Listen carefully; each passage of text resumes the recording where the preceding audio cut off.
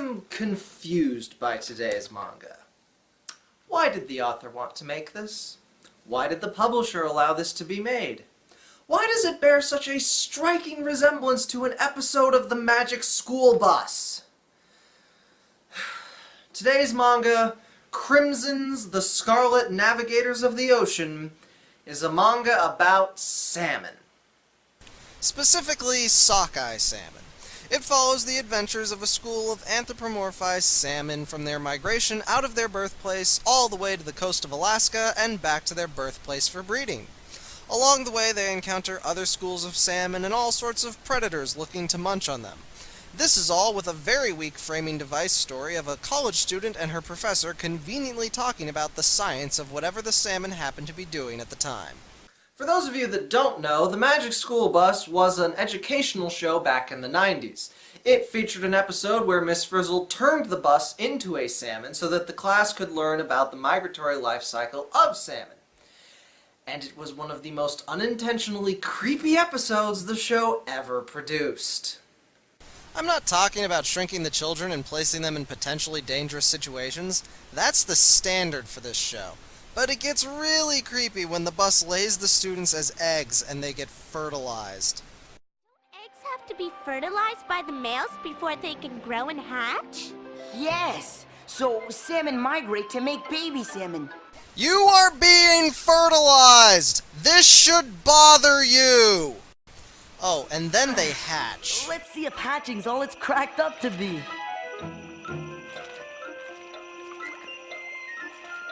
Wow! Being a baby salmon is really cool! Oh my god, make the face go away! That's not to say that Crimson's doesn't get creepy. Most of the creepy comes from the fact that the manga refuses to settle on an art style for the salmon. Most of the time, the manga uses very standard manga eyes and expressions stuck onto the salmon. It works better than you might think.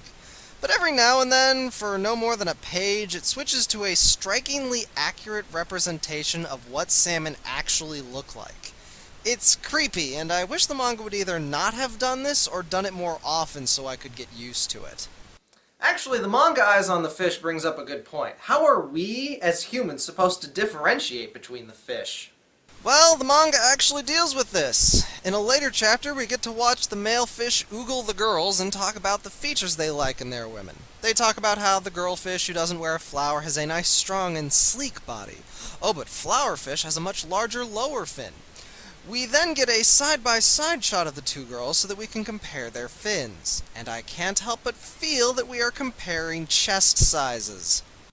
Anyway, about that framing device that I mentioned. Oh, haha, very funny. Actually, there are kind of two framing devices. Each chapter starts with a page for a water flea soliloquizing about some aspect of life. These are kind of dull, but usually end with the water flea dying comedically. But the reoccurring framing device is a student I'm dubbing Duffer and a teacher I am dubbing Square. Duffer is a graduate student and Square is her professor of marine biology. They pop in every chapter and have a discussion about some of the science behind what the salmon are currently experiencing. For the first 5 or so chapters, Duffer and Square are doing field research and actually watch the struggles our specific school of salmon go through, giving them a nice firm sense of place in the story. But the moment the salmon escape into the open ocean, their presence really starts to grate. The manga has to come up with really contrived setups for them to talk about something that the fish are currently doing. For example, after entering the ocean, the salmon run into a sunken ship. It's being used as a house by a whole bunch of fish. Now, I don't really think that this needed a science explanation, but we get it anyway. But since Square and Duffer have returned to the college, how are we going to segue into this? Really awkwardly, with one of the students saying she's moving, and the professor chimes in with how animals seek out living spaces. The student even calls him out on how forced the connection was. Next chapter, the salmon get attacked by a shark while on the ship. Just one bite! This absolutely does not need science explanation. So instead, we have a tangentially related character development scene. See, Duffer is attracted to Square for some reason and has been trying to catch his eye since the manga started. He is uncomfortable with this and tries to scare her off with talk of predators. But the manga doesn't seem to realize that I don't give a toss about these two or their budding romance. In fact, that's one of the manga's main flaws, this half-hearted romantic subplot. At no point is it made clear what Duffer finds attractive about Square. It's never really brought up, and she just single-mindedly pursues him. And his motivation is even dumber. He's worried that he is too old for her, and that it's a conflict of interest. I could see that if she was an undergrad, but she's a graduate student. At that point, you can be considered grown up and— oh, come on! I cannot believe that the first manga I had to manually bloody censor was about salmon. And that just sums up the whole human romance altogether. Out of place and unnecessary. And it's a shame because some of the salmon stuff works really well. Not the inter-salmon relations, no, that stuff is incredibly generic and stock. But it is interesting to see them encounter obstacles beyond their understanding and try to not only overcome but to verbalize their struggles. When they get cornered in a stream by a heron, they have no idea how to react. Sure, sharks may be their more common predator, but a shark is clearly a large fish that eats other fish.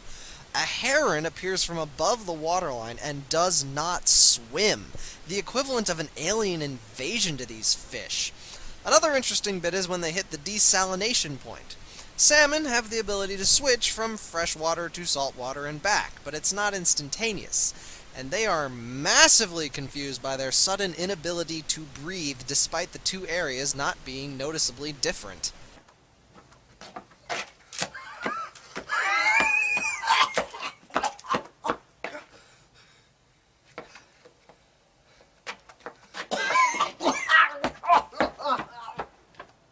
Another neat little encounter is with a different school of salmon. These salmon have practiced military-like coordination and tactics, forming their school into the shape of a larger fish in order to scare off predators. What's not what I played? Give me directive.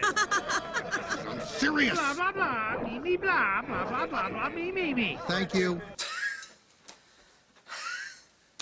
Why does this Japanese comic keep reminding me about things designed for children?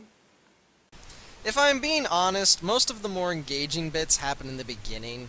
The manga noticeably loses steam as it progresses. The last two chapters are probably the worst of the manga. Chapter 19 features the icky subject of salmon procreation. I know that it's a natural part of life, but it's gross to watch fish do it. It was creepy in the Magic School Bus, and it's creepy here. Oh, and the scanlators were kind enough to provide this bonus image. Let it haunt your nightmares!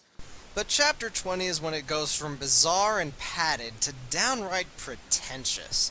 Turns out Duffer and Square had a kid who is now an astronaut. Whoopee!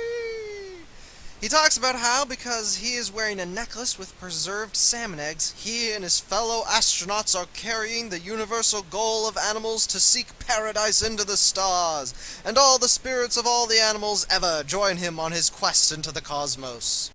No, manga, that's not how it works at all. Humans aren't carrying the animal spirit into space. Humans are the only animals idealistic enough to even consider space travel. It's a really inefficient process. And thanks for bringing up the fact that Japanese people like to eat salmon eggs in your manga about anthropomorphic salmon. This manga is weird. It's not as weird as the concept would suggest, but it still baffles me that this exists. The humanized salmon are given really stock character types, and the human framing device actively brings the story to a grinding halt each chapter. But the struggle of salmon can, and sometimes is, a gripping source of drama, and I do have to say that a fish point of view is rather unique in literature. But the body of the manga isn't strong enough to overcome its weak ending. Chapter 19 is just as gross as you would think the rest of the manga would be, and the last chapter devolves into navel-gazing pretension. Crimson's is created by Kano Takanori. His only other work is a spin-off for this series. I guess he likes drawing fish. In all honesty, I would not recommend this story. This is the kind of manga that's best enjoyed by watching someone like me suffer through it and give you the highlight reel. But if you're really interested in the concept of talking fish, I will say that the fish bits in this manga are pretty good, actually. Till next time, I'm Plutoburns, and this has been Eagleland. Cruising on down Main Street, you're relaxing, feeling good. Next thing that you know, you see it. Push in the neighborhood, surfing on the sound wave, swinging through the stars. Take a nap that you'll be dancing, take your back on my